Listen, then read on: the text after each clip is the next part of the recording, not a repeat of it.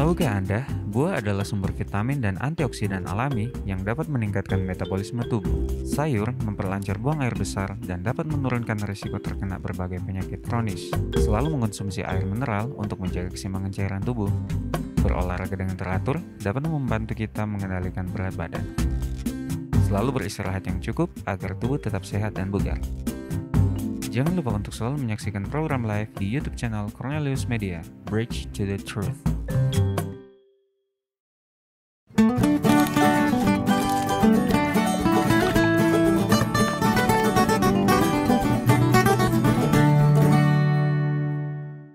Selamat malam dan selamat berjumpa kembali di Live in Fullness to Eternity. Senang saya Merlin Sutomo dapat menemani Anda sekalian dalam 40 menit ke depan dalam program yang mendiskusikan informasi seputar kesehatan dan juga pola hidup sehat bagi kita semua. Dan di malam hari ini kita masih di dalam seri Wanita Sehat. Topik yang akan kita bahas bersama di malam hari ini yaitu preeclampsia. Preeclampsia adalah penyakit yang ditakuti kaum wanita Indonesia, khususnya bagi mereka yang mengandung. Kondisi apakah ini? Dapatkah ibu dan sang bayi luput dari penyakit yang dapat membunuh ini? Untuk itu telah hadir bersama kami di studio pada malam hari ini, yaitu Dr. Lydia Ratu. Dr. Lydia menamatkan diri sebagai sarjana kedokteran dari Universitas Samratulangi Manado pada tahun 2013 silam. Kemudian sempat menamatkan pendidikan sebagai Master Kesehatan pada tahun 2015 sebelum menamatkan diri sebagai spesialis kandungan di tahun 2020. Dan saat ini Dr. Lydia dipercayakan menjadi dokter kandungan di Rumah Sakit Advent Manado, Rumah Sakit Budi Setia Langoan, dan juga yang saat ini memiliki tempat praktek di Jalan Toar. Dan saat ini tanpa berlama-lama marilah kita menyapa narasumber kita di malam hari ini yaitu Dr. Lydia Ratu. Selamat malam dokter. Selamat malam. Bagaimana kabarnya dokter ini? Baik. Luar biasa ya di tengah-tengah kesibukan ya dokter bisa menjadi bagian dalam program kita di malam hari ini. Prakteknya bagaimana dokter? Rame atau bagaimana? Prakteknya puji Tuhan sudah berjalan baik. Memang walau awal pembukaan tapi sudah lumayan rame. Ya puji Tuhan ya dokter bisa berkunjung kira-kira kapan untuk berkunjung ke tempat praktek dokter? Untuk jadwalnya Senin sampai Jumat saya buka di 5:30 sore sampai 8:30 malam. Dan untuk hari Sabtu di jam 2 siang sampai jam 5 sore. Ya semoga lancar-lancar ya dokter. Terima kasih. Baik, kita akan segera memulaikan diskusi kita, tetapi tentunya kita akan membukanya dengan doa terlebih dahulu dokter. Kita akan berdoa, saya akan pimpin di dalam doa. Sahabat live sekalian, mari kita satu di dalam doa. Ya Tuhan Allah Bapa kekal di dalam kerajaan surga, terima kasih ya Tuhan untuk kasih penyertaan Tuhan yang tak putus-putusnya diberikan kepada kehidupan kami. Dan pada malam hari ini kami bersyukur kami masih diberikan kesempatan untuk belajar lebih banyak bagaimana cara kita untuk menjaga kesehatan kami. Khususnya ya Tuhan pada malam hari ini kita akan membahas untuk mereka yang sedang mengandung. Kiranya ya Tuhan mereka dapat berkat melalui pekabaran ilmu yang akan diberikan pada malam hari ini. Ya Tuhan, pada saat ini kami khusus juga ingin mendoakan narasumber kami yaitu Dr. Lydia Ratu. Bantu dia ya Tuhan akan dapat berkata-kata sesuai dengan kehendak-Mu saja. Semua yang dia ketahui dapat disalurkan dan dapat kami mengerti dengan baik. Dia akan menjadi saluran berkat sepenuhnya kepada kami semua. Hanya ini ya Tuhan yang menjadi doa kami. Pimpin acara ini sampai pada akhirnya dengan selamat ya Tuhan. Kami berdoa di dalam nama Yesus yang menjadi Tuhan dan Juru Selamat kami yang hidup. Amin. Baik, sahabat live jangan kemana-mana, kami akan kembali setelah pesan-pesan yang satu ini. Tetap bersama kami di Live in Fullness to Eternity.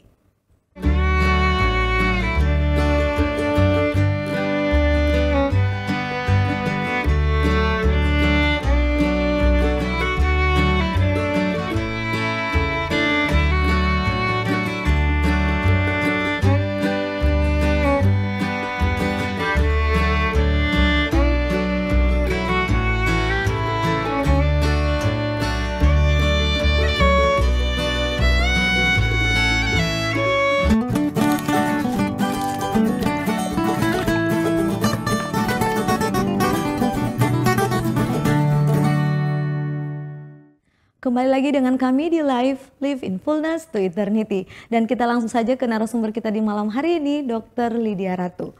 Dokter, di malam hari ini sehubungan dengan topik kita ya, preeclampsia. Apa saja yang ingin dokter sampaikan terlebih dahulu untuk mengawali percakapan kita di malam hari ini? Oke, tentunya untuk pendahuluannya saya akan menjelaskan apa sih itu preeklamsi. Ya, kenapa dokter. saya angkat masalah preeklamsi itu.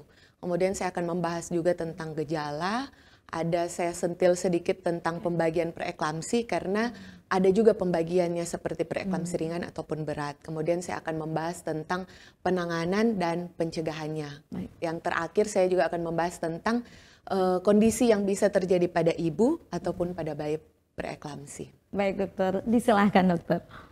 Oke, malam ini saya akan membahas tentang preeklamsi. Apa sih sebenarnya preeklamsi itu? Jadi preeklamsi merupakan suatu kondisi peningkatan tekanan darah yang disertai atau tidak dengan adanya protein di dalam urin. Kondisi ini bisa terjadi di usia kehamilan lebih dari 20 minggu. Kematian ibu masih menjadi masalah di berbagai dunia, termasuk di Indonesia. Berdasarkan data survei terakhir, angka kematian ibu terbesar 305 berbanding 100.000 kelahiran hidup. Dan penyebab utama adalah preeklamsi atau hipertensi.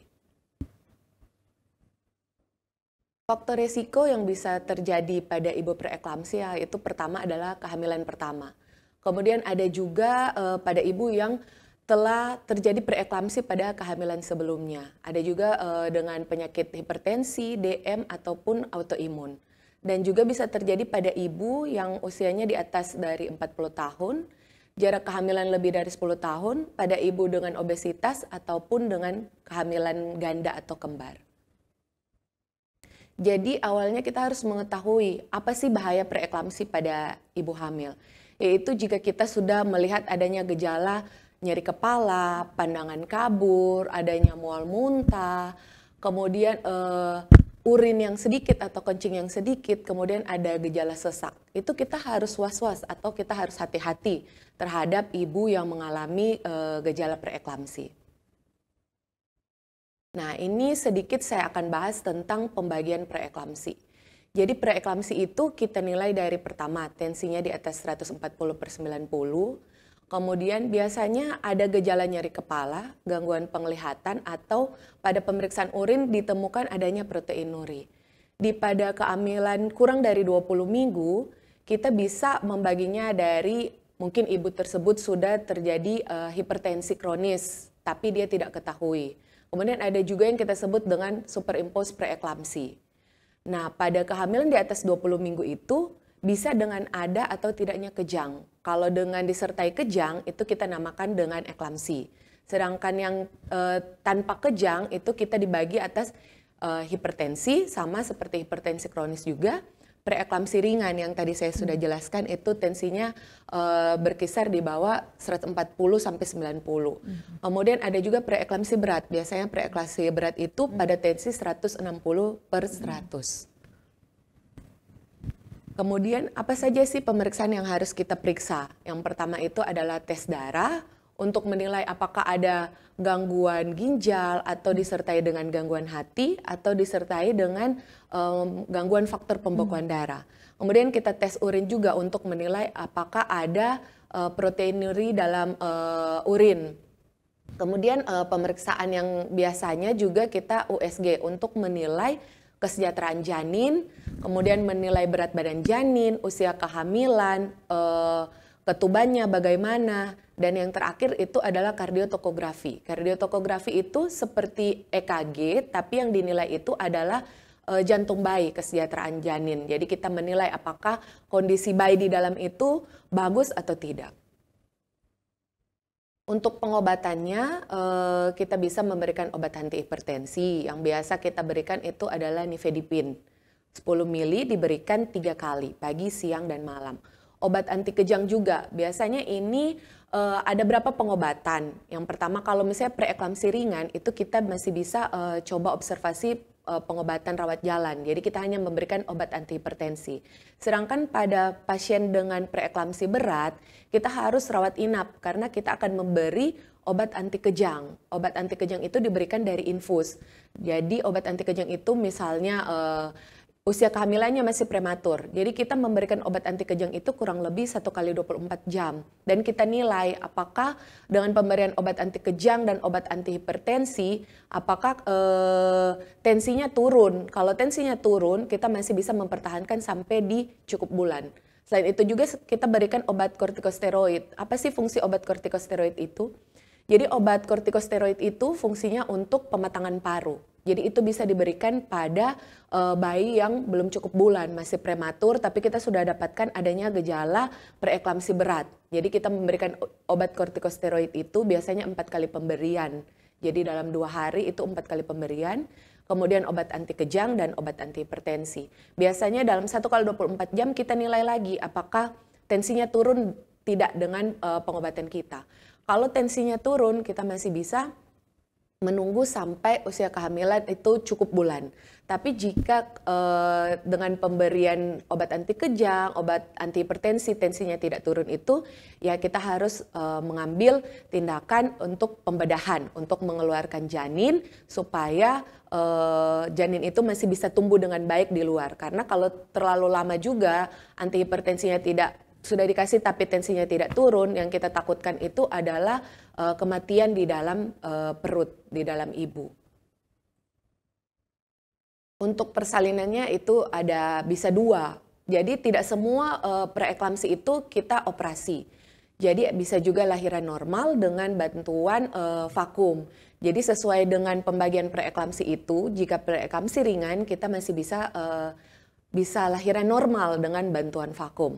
Tapi jika preeklamsi berat, adanya faktor-faktor juga komorbid daripada ibu atau faktor-faktor pada bayi yang harusnya kita operasi tentunya untuk meningkatkan kesejahteraan ibu dan kesejahteraan bayi.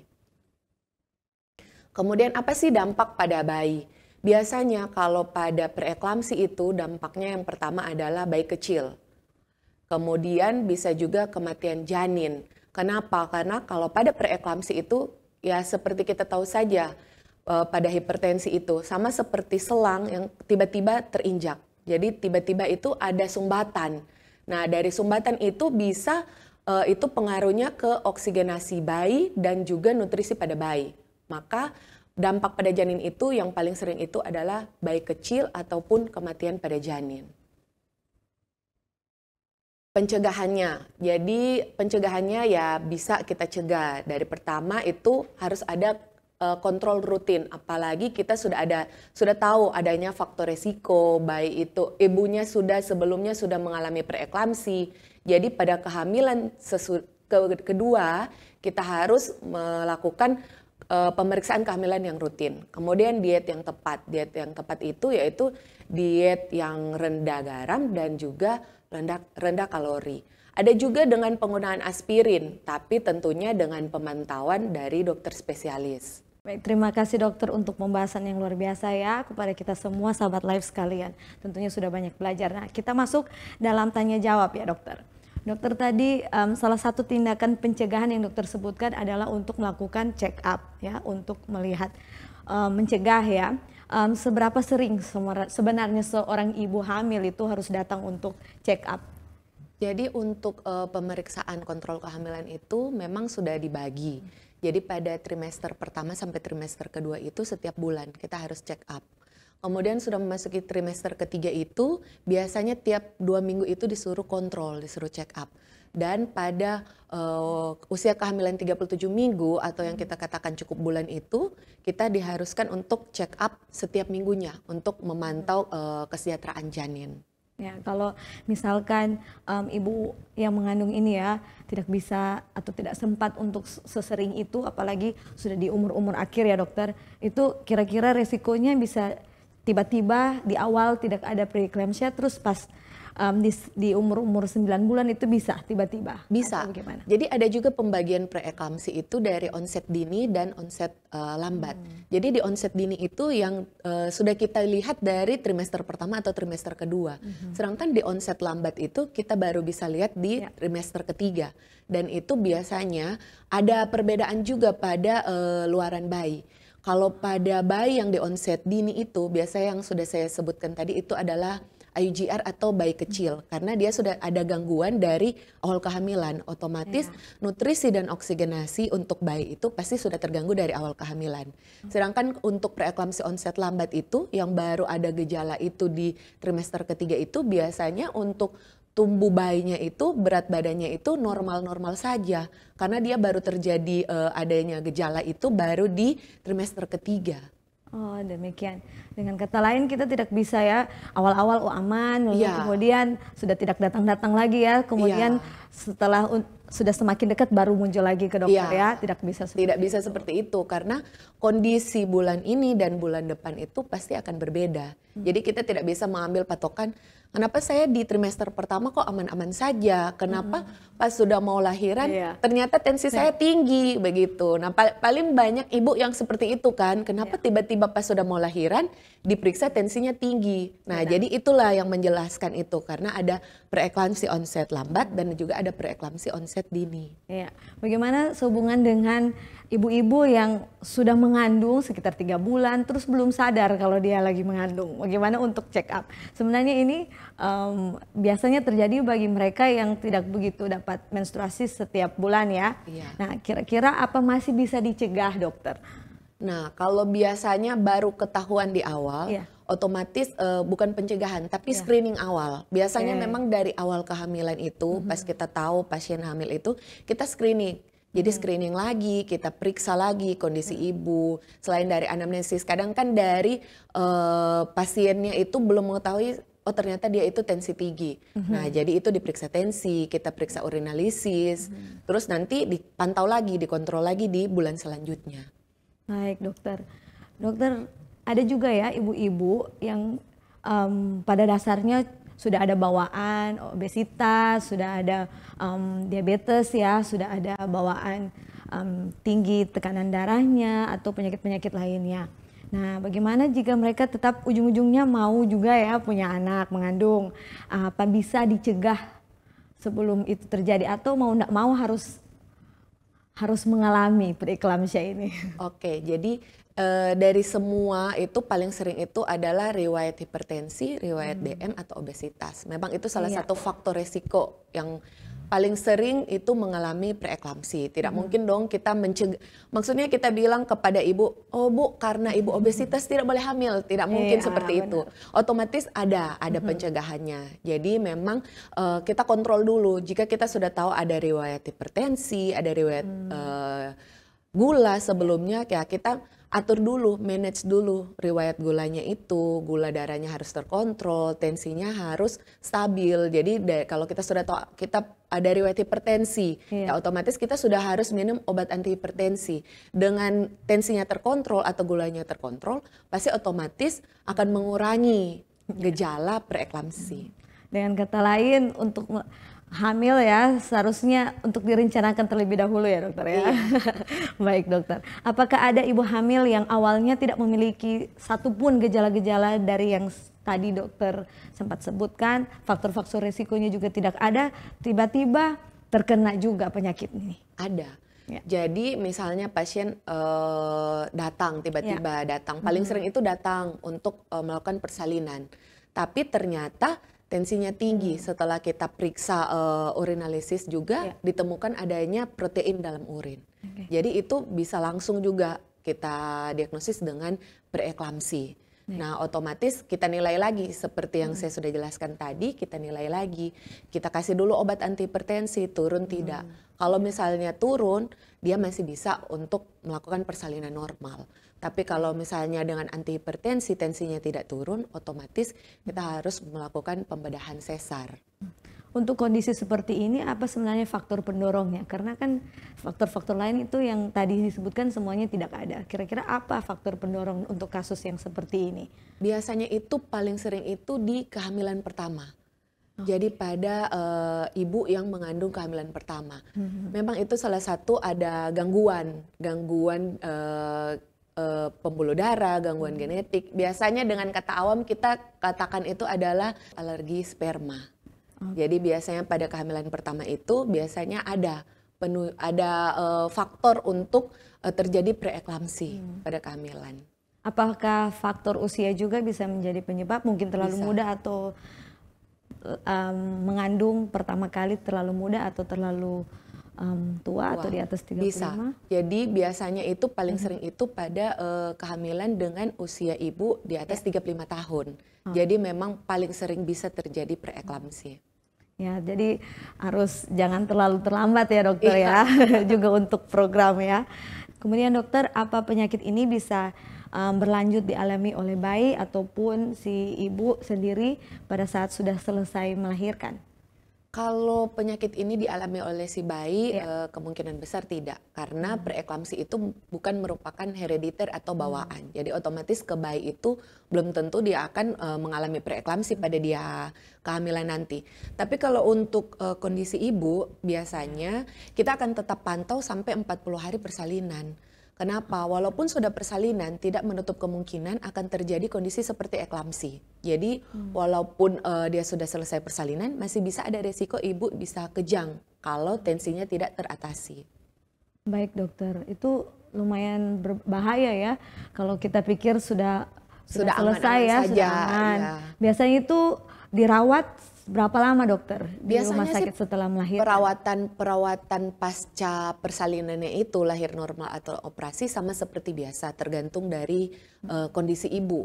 Kalau sudah stabil tetap kita pulangkan seperti biasa, tapi tetap harus kontrol balik lagi untuk kita nilai tensinya.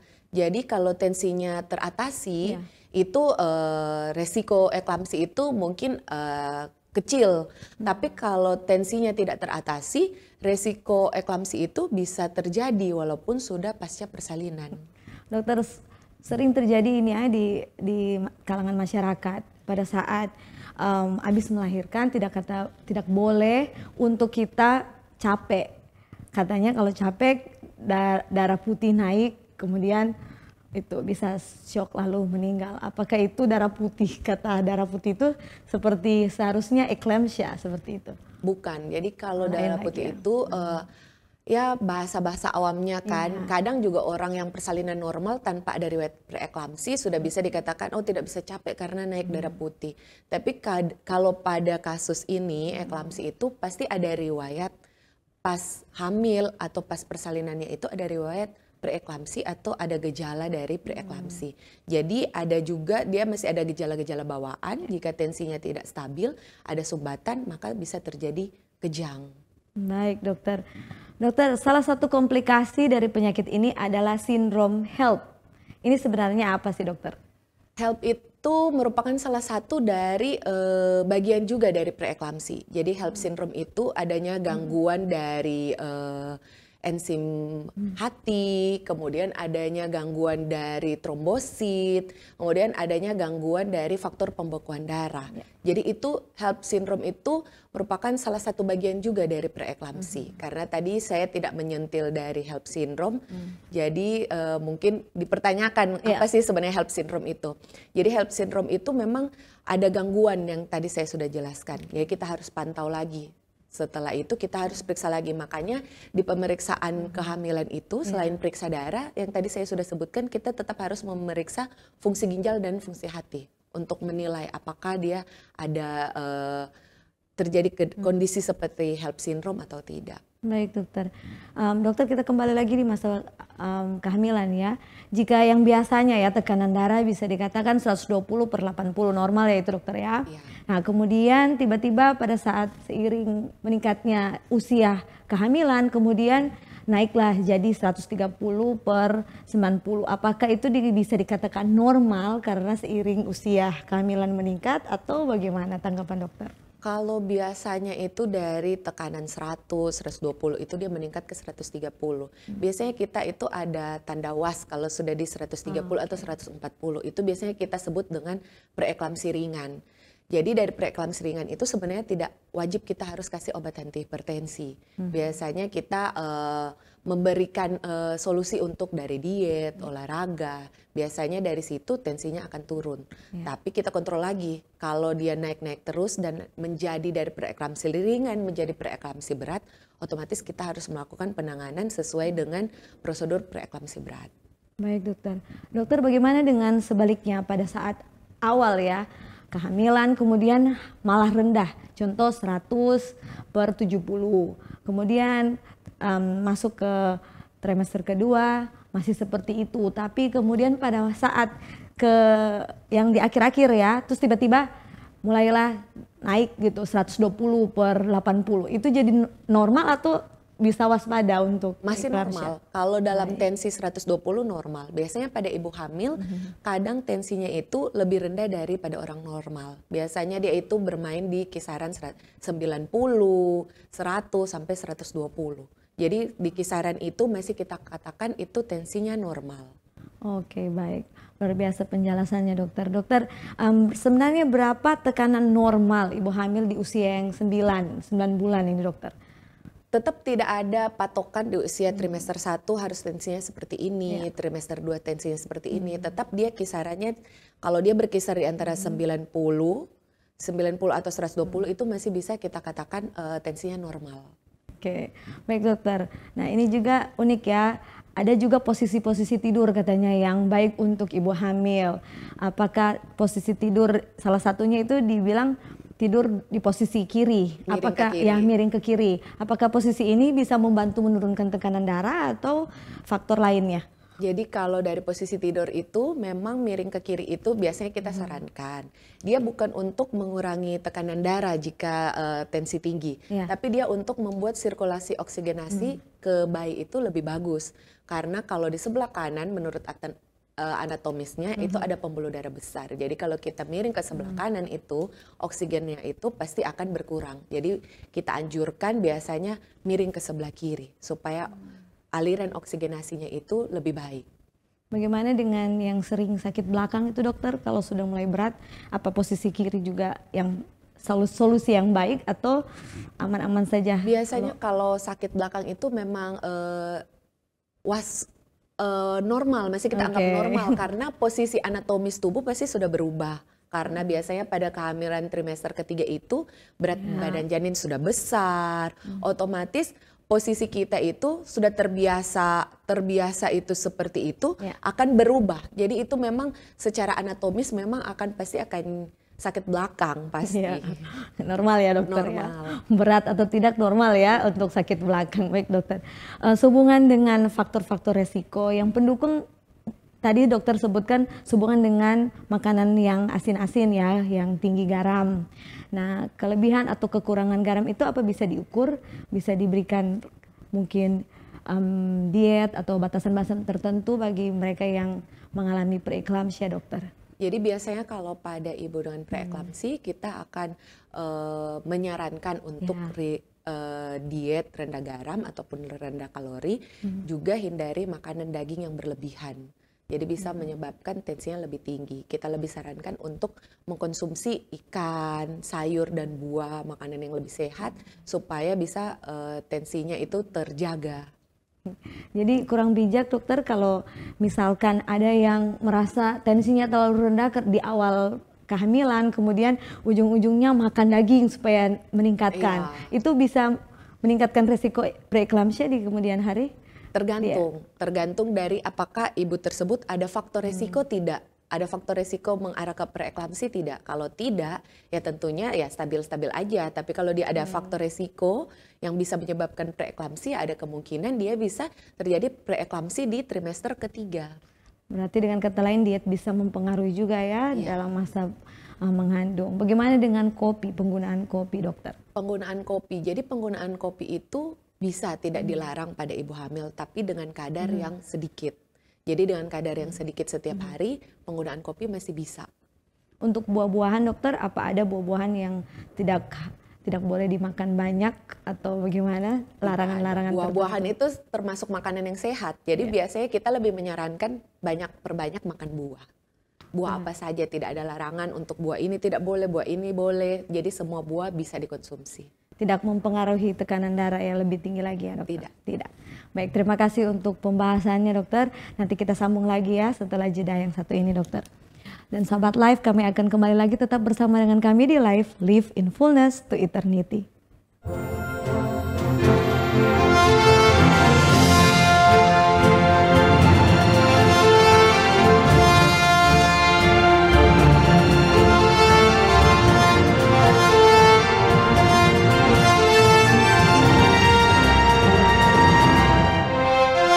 Saksikan selalu program diskusi Sekolah Sahabat Best setiap Jumat pukul 19 waktu Indonesia Tengah di YouTube channel Cornelius Media, Bridge to the Truth.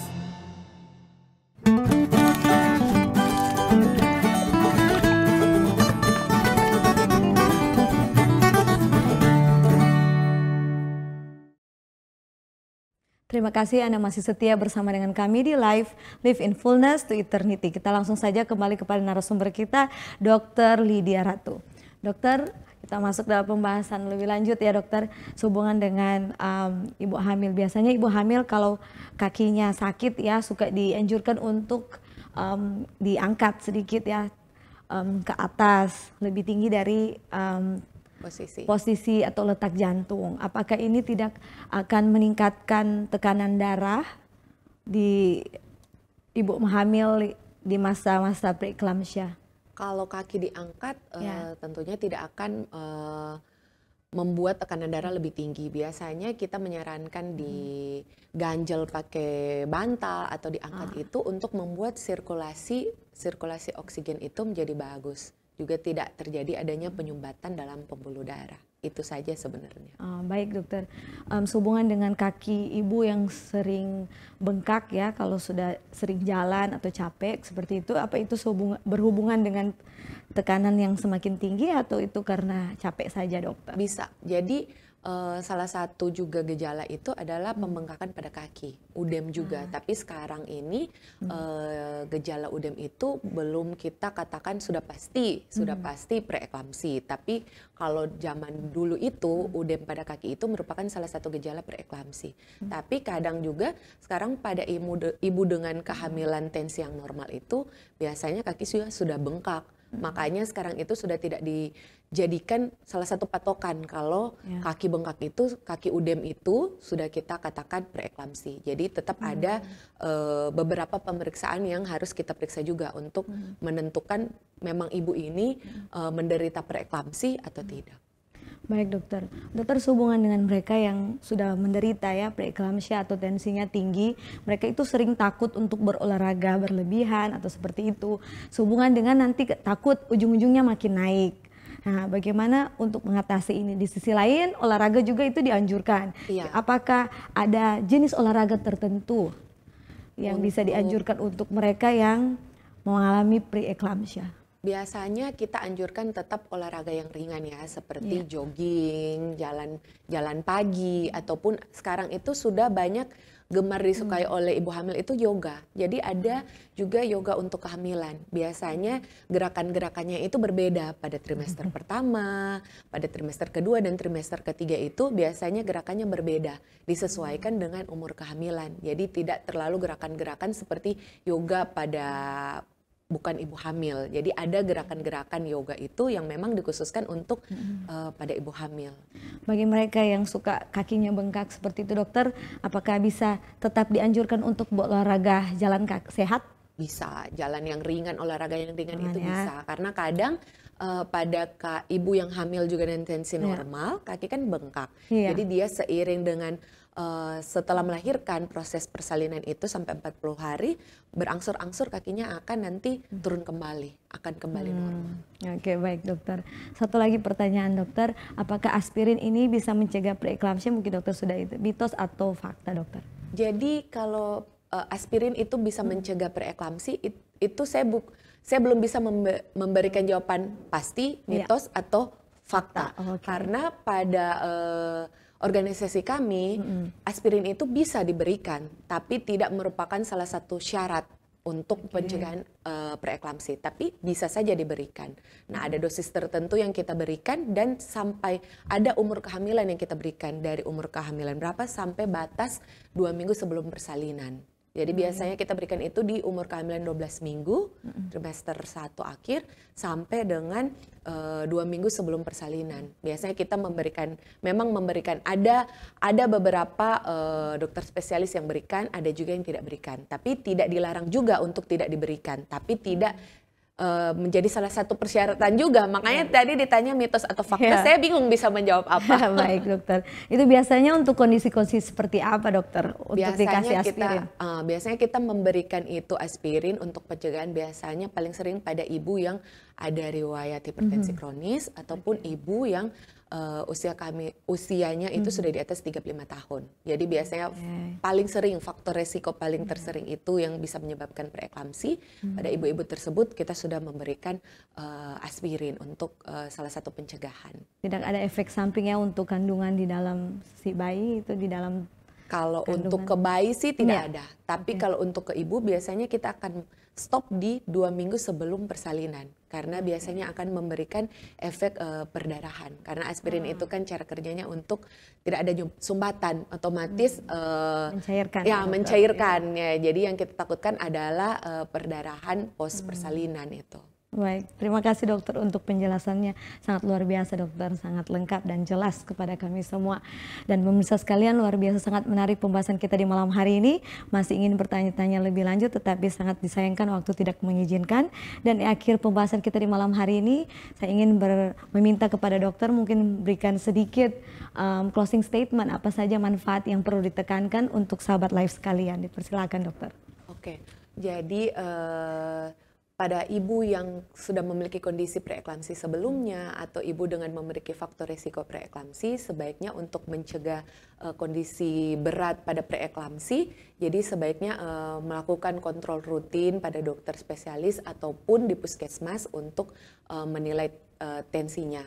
Kemudian dengan ibu yang ada faktor risiko, tetap mengikuti diet rendah garam dan diet rendah kalori. Dengan penanganan dari awal yang baik, pencegahan yang baik, tentunya akan memberikan luaran pada ibu dan bayi preeklamsi itu tentunya lebih baik.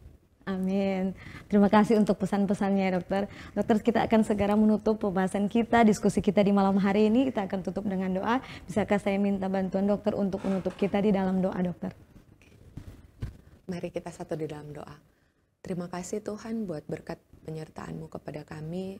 Sampai saat ini Tuhan, terima kasih proses acara ini dapat berjalan dengan lancar. Semoga pembelajaran ini Tuhan dapat menjadi manfaat bagi kita semua, bagi semua ibu hamil dan semua orang perlu diketahui Tuhan. Terima kasih buat berkat-Mu Tuhan, kiranya Engkau pimpin acara ini di acara selanjutnya sehingga bisa berjalan dengan baik. Ampun akan segala dosa dan kesalahan kami, di dalam nama Tuhan Yesus kami selalu berdoa. Haleluya, amin. Amin. Terima kasih banyak dokter sekali lagi untuk kesempatan ya, waktu yang sudah diberikan untuk menjadi narasumber kita di malam hari ini, berbagi bersama kami. Iya, terima Kiranya kasih. Tuhan memberkati dokter dan keluarga dalam segala tugas dan tanggung jawab dokter. Terima kasih. Baik, tidak lupa kami ucapkan terima kasih juga kepada pemirsa di rumah, sahabat live sekalian yang sudah dengan setia mengikuti siaran ini hingga pada akhirnya. Dan saatnya kami pamit mundur diri, demikianlah perjumpaan kita di malam hari ini. Jangan lupa saksikan kembali Cornelius Media pada esok hari dengan program Teduh dan pendalaman sekolah sahabat oleh Cornelius Sekolah Iman yang akan dimulaikan pada pukul 18.30 tepat waktu Indonesia Tengah. Dan tentunya jika Anda merasa diberkati dengan program kami di malam hari ini, Anda bisa langsung share video kami kepada keluarga dan sahabat yang Anda cintai. Jangan lewatkan pembahasan episode live selanjutnya minggu depan dengan topik menarik lainnya. Akhir kata, saya Merlin Sutomo dan seluruh kru yang bertugas di malam hari ini mengucapkan selamat malam, sampai jumpa dan salam sehat.